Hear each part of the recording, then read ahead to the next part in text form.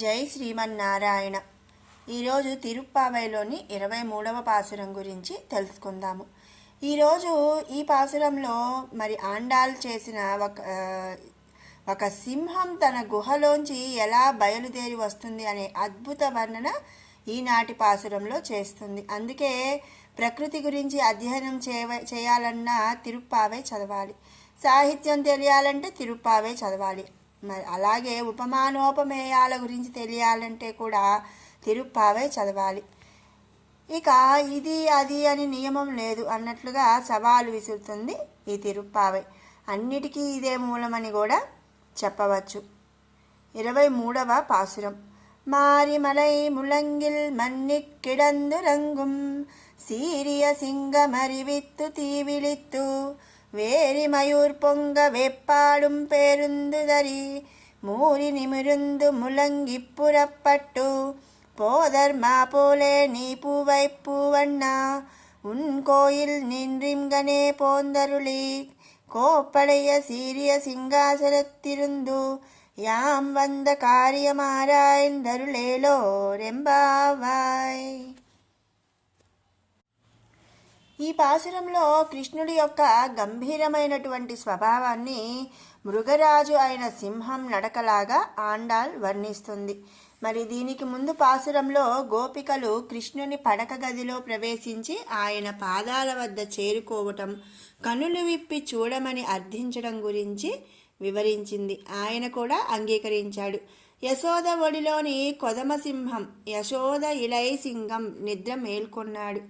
ఆయన మేల్కొన్న తీరు ఎలా ఉందంటే వర్ష ఋతువులలో మేఘ గర్జన విని నిద్రాభంగమైన సింహం మేల్కొన్నట్లు ఉందిట. గోపికల మేలుకొలుపు విన్న కృష్ణుడు మృగరాజు అయిన సింహం కొండ గుహలో నిద్రిస్తుండగా వర్ష ఋతువులో మేఘం గర్జిస్తే ఎలా ఉంటుందో గుహ దద్దరిల్లినట్లు ఉలిక్కిపడి కోపంగా లేచి నిప్పులు కక్కుతున్న ఎర్రని నేత్రాలతో సింహనాదం చేస్తూ తీక్షణమైన తన చూపులతో నలుదిశలా పరికించినట్లు నిక్కబొడుచుకున్న జూలు విదిలికొని గుహ బయటకు రాజ టీవీతో వస్తే ఎలా ఉంటుందో అలా ఉన్నాడట ఆ పరమాత్మ. నీ దర్శన భాగ్యాన్ని మాకు కలిగిస్తూ సింహం వలె నీ మందిరం నుంచి బయటకు రావయ్యా నీలమేఘశ్యామ అంటూ మరి ప్రార్థించారు. వచ్చి నీ ఉత్తమ సింహాసనం మీద ఆసీనుడివై మమ్మల్ని అనుగ్రహించు, మా అభిష్టాన్ని తీర్చు అని ఆండాల్ తల్లి కోరుతుంది. మరి ఇది విన్న స్వామికి బాధ కలిగింది. నీలాదేవి పక్కన ఉండగా నా వాళ్ళై ఉండి గతిలేని వాళ్ళమనుకోవడం తప్పు. వీళ్ల కోరిక తీర్చడంలో కొంచెం ఆలస్యమైపోయిందే అని కృష్ణుడు పరితపించాడు.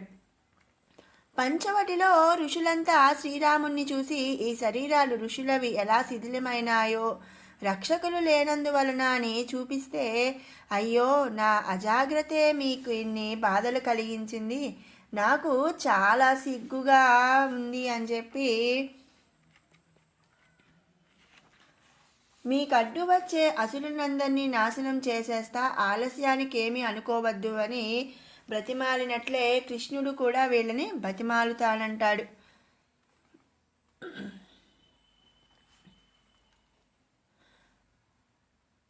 లంక వదిలి ఆకాశంలో నిలబడి ఆత్మార్పణ చేసిన విభీషణుని గురించి కోతులందరికీ నచ్చజెప్పి అంగీకరించవద్దనిన సుగ్రీవుణ్ణే పంపించి విభీషణుడిని రప్పించి, అంత ఆలస్యమైనందుకు నన్ను అపార్థం చేసుకోకు రా సోదరా అని కళ్ళతోటే అతన్ని త్రాగేస్తున్నట్లు దగ్గరకు తీసుకొని ఓదార్చాడు శ్రీరాముడు. కృష్ణుడిలానే వీళ్ళని ఓదారుస్తానంటాడు. ఏమీ సత్కరించని గుహుడు తనను ఎదుర్కోవడానికి 2 అడుగులు వేసి రాగానే, అబ్బా అన్ని పూజలు పూర్తయ్యాయి లేవయ్యా చాలు అంటూ గుహుడు రావడమే మహా గొప్ప అని రాముడు అనుకున్నట్లు గోపికలంతమంది ఇలా నడిచి వచ్చి ఎంత శ్రమించారని కృష్ణుడు అడగబోయాడు. పురుషుల కష్టాలకే అంత అండనిలచిన నేను మీలాంటి స్త్రీలను ఎదలా వదిలేస్తాన్రా? ద్రౌపది కష్టాలు తీర్చేసి అవతారం ముగిస్తూ అన్ని కష్టాలు పడేట్టు చూస్తూ ఎందుకు అసలు నేను ఊరుకున్నా? వాళ్ళ బాధలకు నేనే కారణమైనానే అనుకున్నట్లే బాధగా, ఏమర్రా చెప్పండి, నా భక్తులు గతిలేని వారెన్నటికీ కారు. ఏమిటి ఇలా కోరి వచ్చారు? తప్పక తీరుస్తాను. అమ్మ పురుషకారం కూడా ఉందాయే అడిగాడు స్వామి. మరి ఎప్పుడైనా కూడా మనం ఎక్కడికైనా అంటే మన వాళ్ళు అంటే ముందు కోపంగా ఉన్నా లేవకపోయినా మొండికేసినా కూడా తర్వాత అయ్యయ్యో మరి కొంచెం అంటే మనం బాధపడగానే అయ్యో బాధపడ్డావా, నాది లేట్ అయింది మరి ఇట్లా చెప్తూ ఉంటారు కదా. అలాగే స్వామివారు కూడా నా వాళ్ళు అనుకున్న వాళ్ళు మీరు గతి లేని వాళ్ళేంటి, మీకు నేనున్నాను, నేను మరి పురుషుల కష్టాలనే తీర్చాను, మరి స్త్రీలు మిమ్మల్ని ఎలా వదిలేస్తాను అని చెప్పి మరి ఆ స్వామి అడిగాడట. ఆండాళ్ళు వెంటనే స్వామి ఇక్కడే ఇప్పుడే చెప్తే తర్వాత నిద్రమత్తులో ఉన్నప్పుడు ఏదో చెప్పారనేస్తావు, గుర్తులేదు అనేయగలవు, కనుక లేచి సభాస్థలంలో దివ్య సింహాసనం పైకి రా, ఆడిన మాట అది తప్పనీయదు, అక్కడ చెప్తామంది. మరి ఎప్పుడైనా మనం మన అమ్మ కానీ లేదు మనం మన పెద్దవాళ్ళని ఏదైనా పనిలో ఉన్నప్పుడు నిద్రపోయేటప్పుడు ఏదైనా కావాలి అని అడిగామనుకోండి, మరి అలాంటప్పుడు నిద్రమత్తులో సరే అనేసి తర్వాత ఏమంటారండి, నిద్రమత్తులో నువ్వేదో చెప్పావు నేను సరిగా వినలేదు సరేలే అన్నాను అని ఎలా అయితే అంటారో అట్లాగే ఇక్కడ నువ్వు కూడా మరి నిద్రమత్తులో ఉన్నప్పుడు ఏదో చెప్పారు అనేస్తావు, కాబట్టి నువ్వు లేచి చక్కగా దివ్యమైన సింహాసనం పైకి రా, అక్కడ ఆడిన మాట తప్పనియదు అది. మరి ఒక అంటే ఏదో సింహాసనం మీద కూర్చున్నప్పుడు ఏ మాట ఇచ్చినా కూడా తప్పవు అని చెప్పి ఆ తల్లి చెప్తుందంట. అక్కడే చెప్తాం మేము అందట. నిజానికి వీళ్ళకి లేచి నడిచే స్వామి అందం చూద్దామని తప్ప ఏ క్షుద్ర కోరికలు లేవు. మరి లేచి నీ నడక నేను నీ అందాన్ని చూస్తానికి అని అంటే రారు, కాబట్టి నువ్వేవైనా కోరిక మరి ఇక్కడుంటే నిద్రమత్తులో అని అంటావు, కాబట్టి సింహాసనం పైకి రమ్మని చెప్పి ఆండాళ్ళ తల్లి చెప్పింది. అంతకు మించి ఎలాంటి క్షుద్ర కోరికలు కూడా లేవన్నమాట వాళ్ళకి అడగడానికి. ఆయన లేస్తుంటే ఆగు ఆగు ఎలా లేవాలో చెప్తా అని క్రమాన్ని కూడా ఆజ్ఞాపించిందట ఆండాళ్ళ తల్లి. నిన్న ఎలా కనులు ఎలా తెరవాలో శాసించింది. నిన్న మన పాసురంలో మనం చెప్పుకున్నాం కదండి, కనులు ఒక్కసారిగా తెరవమాకయ్యా, మరి ఆ వాత్సల్యమని ఆ ప్రేమని అలా నువ్వు ఒక్కసారిగా తెరిస్తే మేము దాన్ని తట్టుకోలేము, మేము భరించలేము. చిన్న చిన్నగా అంటే ఎలా అయితే ఒక కమలం పువ్వు చిన్నగా విచ్చుకుంటూ ఉంటుందో ఆ విధంగా నువ్వు కూడా కన్నులు కొంచెం కొంచెం తెరుస్తూ ఒక్కసారిగా మొత్తం తెరువు అని చెప్పి నిన్న పాసురంలో చెప్పింది. ఈరోజు ఈ పాసురంలో ఆ తల్లి ఏం చెప్తుందంటే ఎలా నడవాలో కూడా శాసిస్తుందన్నమాట. ఈరోజు ఎలా లేచి రావాలని శాసిస్తుంది. వీళ్ళ ప్రేమకి లొంగిన స్వామి శాసనానికి లొంగి అలానే చేసేటంత సులభుడైపోయాడట. ఎప్పుడైనా కూడా మరి ప్రేమగా మనము దగ్గరికి తీసిన మనం ప్రేమగా చూసుకుంటే ఎంత గొప్ప వాళ్ళైనా సరే ఆ ప్రేమకి లొంగిపోతారు కదండి. అదేవిధంగా ఇక్కడ ఆ శ్రీకృష్ణ పరమాత్మ కూడా గోపికలు ఇంకా ఆండాళ్ళ అమ్మవారి యొక్క ప్రేమకు లొంగి ఆమె ఎలా అయితే నడవాలి అంటే ఇలా నడవాలి అని ఎలా శాసిస్తే అలా చేసేలాగా సులభుడైపోయాడట శ్రీకృష్ణ పరమాత్మ. ఆయన భవనంలో నుంచి బయటికి రావడానికి ఎలా రావాలో సింహంతో పోల్చి చెప్తుంది ఆండాళ్ళ తల్లి. వర్షాకాలపు పర్వత గుహలోంచి ఆదమరిచి నిర్భీతిగా నిదురించిన జంట సింహము కాలమైనప్పుడు తెలివి పొంది కనులు తెరిచి తీక్షణముగా చుట్టూ చూచి జూలు దులిపి నిక్కబొడిచి 4 తెరగుల పొరిలి జూలు దులిపి కాళ్ళు చాపి మూలుగుతూ సాగదీసి వెన్నులేపి ఒళ్ళు కుదిపి దిక్కులన్నీ పిక్కటిల్ల గర్జిస్తూ గమనిస్తూ గాంభీర్యములు ఉట్టిపడే పరాక్రమ ప్రకర్షతో బయలుదేరి బయటకు అడుగుపెట్టినట్లు మా స్వామి కృష్ణ నీవు రావాలి అన్నారట ఆండాళ్ళ తల్లి. ఇక్కడ ఈ పాసురంలో ఆండాళ్ళ అమ్మవారు శ్రీకృష్ణ పరమాత్మను ఒక గుహలో నుంచి వచ్చే సింహంతో స్వామివారిని పోలుస్తుందనమాట. అది ఎలా అయితే మరి నిద్ర లేచినప్పుడు ఎలా అయితే వస్తుందో అంత గంభీరంగా నువ్వు కూడా రావాలి స్వామి అని చెప్పి అన్నారట. ఓ అలాగే నృసింహంలాగానా రాఘవ సింహంలాగానా ఎలా రావాలి అని అడిగాడట శ్రీకృష్ణ పరమాత్మ. అమ్మో, మేమేమి హిరణ్యకశిపులము రావణులమా? ఆ సింహాలు పోలికకే తప్ప క్రౌర్యానికి కాదు. నిన్ను నీవు మరచావా స్వామి అంటూ ఆండాళ్ తల్లి అడుగుతోంది. మరి ఇక్కడ మరి స్వామి ఏమన్నారు? నృసింహంలాగా. నరసింహస్వామి అంటే మరి హిరణ్యకశిపుణ్ణి చంపిన స్వామి. రాఘవ సింహం అంటే రావణులను చంపిన వాళ్ళు. రాఘవుడు అంటే రాముడు. మరి మేమేమి రాక్షసులం కాదయ్యా, హిరణ్యకశిపులమో రావణులమో అయితే నువ్వు ఆ విధంగా రావాలి, గర్జిస్తూ క్రోధంగా రావాలి. ఇక్కడ మేమైతే అలాంటి రాక్షసులం కాదు. నిన్ను నువ్వు మర్చిపోయావా ఏంటి స్వామి? నీవు అతసి పుష్పం కంటే సుందరుడవు, సుకుమారుడవు కదా.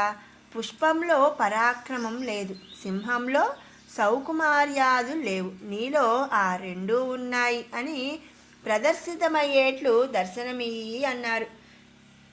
పుష్పం అంటే చాలా సున్నితంగా ఉంటుంది, మరి సింహము పరాక్రమంగా ఉంటుంది. మరి పుష్పంలో పరాక్రమం ఉండదు, సింహంలో సుకుమారత్వం ఉండదు. మరి నీలో అయితే ఈ రెండూ ఉన్నాయట, రెండూ కలగలుపుగా ఉన్నాయి. ఆ రెండిటినీ కూడా ప్రదర్శిస్తూ దర్శనమీయమన్నారట ఆండాళ్ళ తల్లి. ఓ సరి సరి, అయితే రండి, లోనికి వచ్చి సేవించండి అన్నాడట శ్రీకృష్ణ పరమాత్మ. స్వామి, మేలుకుంటే చూచాము ఏమి అందము, ఇక నీ నడక సౌందర్యం కూడా సేవించవద్దా? కనుక ముందు నందగోప భవనం అన్నాం కదా, ఇప్పుడు నీ ప్రాప్య దశలో నీ భవనం ఇది. దాంట్లో నుంచి నీవు అడుగులు ఇడుతూ నడిచి ఇలా విచ్చేయాలి. ఎలా నడవాలో కూడా నేర్పుతుంది మన ఆండాళ్ళు. శార్దూల సింహ గజ వృషభ గమనముల కల చతుర్గతి నడక చక్రవర్తివి నీవు. మరి 4 రకాలుగా, అంటే గజము అంటే ఏనుగు, మరి సింహము అంటే సింహము, శార్దూలము, వృషభం, ఇవన్నీ కూడా వృషభ గర్వము, గజ గాంభీర్యము, సింహ తేజస్సు పరాక్రములు, పులి చమత్కారపు దూకుడు. మరి శార్దూలం అంటే పులి ఏంటండి, బాగా చమత్కారపు దూకుడు దూకుతూ ఉంటుంది. ఇక సింహం అయితే పరాక్రమం, వృషభం గర్వంగా ఉంటుంది. నీ నడకలో మేము ఈ 4 యొక్క వీటిని మేము సేవించాలి. నడిచాడు.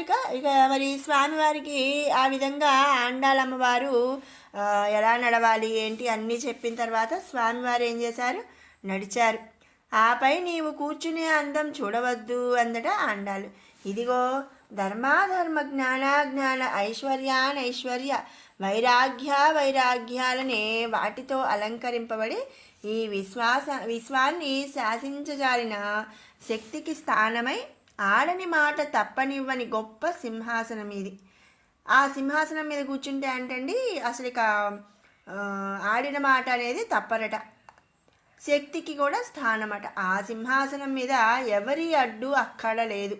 దానిపై నీవు కూర్చో. ఇప్పుడు మేము వచ్చిన పనేమిటో పరామర్శించి కృపజూపమా అన్నారు. మరి నువ్వు ఇక్కడికి వచ్చి ఈ ఆడిన మాట తప్పనివని ఒక గొప్ప సింహాసనం, ఈ సింహాసనము ఎవ్వరికీ అడ్డు అక్కర్లేదు, నీకుంటే ఏ అడ్డు లేదు. దానిపై నువ్వు కూర్చున్నాక మేము వచ్చిన పనేమిటో చెప్తామయ్యా అని చెప్పి ఆండాళ్ళ తల్లి చెప్తుందట. మరి ఎప్పుడైనా కూడా మనం ఒక దగ్గరికి వెళ్ళినా లేదు మన ఇంటికి ఎవరైనా వచ్చినా ఏం కావాలి అని అడిగినప్పుడు వెంటనే నాకు ఇది కావాలి అని మనం చెప్పేయం. ముందు వచ్చి కూర్చోండి అంటాం. లేదా మనం ఎవరింటికి వెళ్ళినా ముందు వాళ్ళైనా సరే ఎవరినైనా సరే కొంచెం కూర్చోండి అంటాం, పరామర్శిస్తాం. ఆ తర్వాత మనం దేనికి వచ్చాము, ఏం కావాలి ఏంటి అనేది ఎలా అయితే మనం చెప్తామో అలాగే ఇక్కడ ఆండాళమ్మవారు స్వామివారికి మరి కూర్చున్నాక తర్వాత మరి మేము వచ్చిన పనేమిటో పరామర్శించి నువ్వు మాకు కృప చూపయ్యా అన్నారట. అప్పుడే అడిగేయవచ్చు ఏమి కావాలో, కానీ అడగరు స్వామిని. సేవించడమే చాలు, ఏమి అడగ తగదని అమ్మ నేర్పుతుంది. భరతుడు తన కోరికని నీడేర్చమని ఆశతో వచ్చి రమ్మని ప్రార్థిస్తే శ్రీరాముడు పాదుకలు ఇచ్చి పంపేశాడు. తండ్రి మాట, మరి తండ్రి అడవికి వెళ్ళమన్నాడు. మరి భరతుడు వచ్చి రమ్మన్నా కూడా మరి తండ్రి మాట జవదాటకుండా శ్రీరాముడు భరతుడిని కూడా బాధ పెట్టకుండా ఆయన పాదుకలు ఇచ్చి పంపేశాడట. స్వతంత్రుడు స్వామి. ఒకటి అడిగితే మరేదో ఇచ్చి పంపేయవచ్చా? అందుకే అడగలేదు ఇక్కడ. మరి నువ్వు కావాలా, నిన్ను సేవించాలయ్యా అంటే మళ్ళీ ఇక్కడ కూడా ఆయన స్వామి పాదుకులు ఇచ్చి పంపించేస్తాడేమో అని ముందే అమ్మవారు ఏం చేసిందంటే, ఆండాళ్ళ అమ్మవారు ఒకటి అడిగితే ఇంకోటి ఇచ్చి పంపించేస్తాడు, అందుకే అడగాలేదు ఇక్కడ అడగట్ల. మరి ఆ సింహాసనం మీద కూర్చుంటే ఏ మాట ఇస్తే ఆ మాట, మరి ఆడిన మాట తప్పరు కాబట్టి అక్కడ అడుగుదామని చెప్పి ఆండాళ్ళ తల్లి అనుకుంది. స్వామిని చేరేదాకానే శాస్త్రం నియమం కటాక్షం లభించాక ఇక శాస్త్రక్రమంలో సాగదనమాట. అక్కడ ప్రమాణములకు అందని ప్రేమానంద దివ్యానుభూతి లభిస్తుంది కదా. అత్యంత భక్తియుక్తానాం నచ శాస్త్రం నైవచ క్రమః. తల్లి పిల్లలకు భార్య భర్తలకు ఉండే ప్రేమానురాగాలు శాస్త్రం చెప్పక్కర్లేదు. ఒక తల్లి పిల్లల్ని ఎలా చూసుకోవాలి, వాళ్ళ మీద ఎంత ప్రేమగా ఉండాలి ఏంటి, లేదా భార్యాభర్తలు ఉండే ప్రేమ అనురాగాలు ఏ శాస్త్రం కూడా చెప్పదండి. అది మన మనసుని మనం ఉండేదాన్ని బట్టే ఉంటుందన్నమాట. శాస్త్ర పరిధిలో అవి ఉండవు. ఒకరినొకరు లేపుకుంటూ మంచులో నాన్నగారిని అమ్మను అన్నను నీలాదేవిని ఇలా ఎంత శ్రమపడ్డారా, మిమ్మల్ని ఎంత కష్టపెట్టానో కదా అంటూ ఆయన పడే బాధను ఉపశమింపజేస్తుంది ఆండాళ్ళు. సృష్టికి ముందు సదేవా ఏకమేవ అద్వితీయం అంటూ ఒక్కటే సత్ అనే తత్వం ఉంది. అతడే ఏ ఇతర ఆపేక్ష లేక తనలోని తేజస్సు జలము గంధము కల పృథ్వీని వెలికి తీసి పాళ్ళు వేసి కలిపి అండములు బ్రహ్మాండములన్నీ ఒకే ఒక్క క్షణంలో అన్ని దిక్కులా వ్యాపించేటట్లు తయారు చేసి అండాధిపతిగా ఒక చతుర్ముఖుణ్ణి సృష్టిస్తాడట. అతనికి వేదం నేర్పి అతనిలో తానుండి అతని ద్వారా ఈనాడు చూస్తున్న చరాచరాత్మక జీవరాశులను ప్రాణులన్నింటినీ సృజించి తిరిగి వాటి సత్తా ప్రవత్తులకై హృదయదేశంలో ఉంటాడు. ఇవన్నీ తనలో నుంచే వెలికి తీశాడు. తిరిగి ప్రళయంలో తనలో చేర్చుకొని ఒకడే ఉంటాడు. మరి సృష్టికి ముందు సృష్టి తర్వాత మరి ప్రళయం తర్వాత ఏదైనా కూడా ఆయన ఒక్కడే ఉంటాడనమాట. సృజ్య వస్తువులు అన్నిటిలో ఉంటాడు కనుక వాని పేరు సత్ అంది మన ఉపనిషత్. తేడా ఏమిటంటే ఒకనాడు సూక్ష్మ రూపంలో చరాచరాలను తనలో కలిగి ఆ వేళ అవి కలవో లేవో ఉన్నట్లు ఏదో ఒకటి మాత్రం ఉన్నట్లుగా గుహలో సింహం వలె ఉంటాడు. తనలోంచి ఇవన్నీ వెలికి తీశాక స్థూల రూపంలో చరాచరాలన్నింటిలోనూ ఉంటాడు. ఒకనాడు వాటిని తాను శరీరంగా చిన్న రూపంలో తిరిగి పెంచి లోపల ఉండి స్థూల శరీరంగా తాను శరీరిగా ధరించి ఉంటాడు. ఈ కనపడే చరాచరములన్నీ అతలో నుంచి వచ్చేయని ఆ ఉపనిషత్తు కూడా చెప్పింది. మరి సింహంలో పరాక్రమం జూలు యొక్క గంధం లాంటివి బయట నడిస్తే తెలిసినట్లు. సింహము గుహలో మామూలుగా పడుకుందనుకోండి, నార్మల్గా ఉంటుంది. అదే మరి బయటికి వచ్చినప్పుడు అది గర్జించే గర్జన్ని బట్టి సింహంలో పరాక్రమం ఉందని తెలుస్తుంది. మరి జూలు విదిలించి అట్లా చేసినప్పుడు అది నడిచేటప్పుడు కూడా ఆ జూలు అనేది కదులుతూ ఆ గంధం లాంటివి బయట నడిస్తే తెలుస్తూ ఉంటాయి అన్నమాట. ఇప్పుడు అప్పుడు కూడా తాను వీటన్నిటితో కూడి ఉంటాడని ఆ ఉపనిషత్ ముందు దశని తత్ అని ఇప్పటికీ విస్తరించిన దశనుత్వం అని తెలిసింది. మనమందరము అలానే అతన్ని మనలో ఆధారంగా కలిగి ఉన్నాము అంటూ తత్వమసి వాక్యార్థాన్ని ఆ ఉపనిషత్తు 9 సార్లు చెప్పింది. మన ఆండాళ్ళు దాని సింహంతో పోల్చి రమణీయంగా వర్ణించింది ఈ పాసురంలో. మరి తెలుసుకున్నాము కదండి. ఈరోజు స్వామివారు నిద్ర లేచి వచ్చి ఆసనం మీద ఆసీనులై ఉంటారనమాట. విన్నారు కదండి తిరుప్పావైలోని 23వ పాసురం దాని వివరణ. మీకు ఈ వీడియో నచ్చినట్టయితే లైక్ చేయండి, షేర్ చేయండి. అలాగే మరిన్ని అప్డేట్స్ కోసం మన ఛానల్ని సబ్స్క్రైబ్ చేసుకోండి. రేపటి వీడియోలో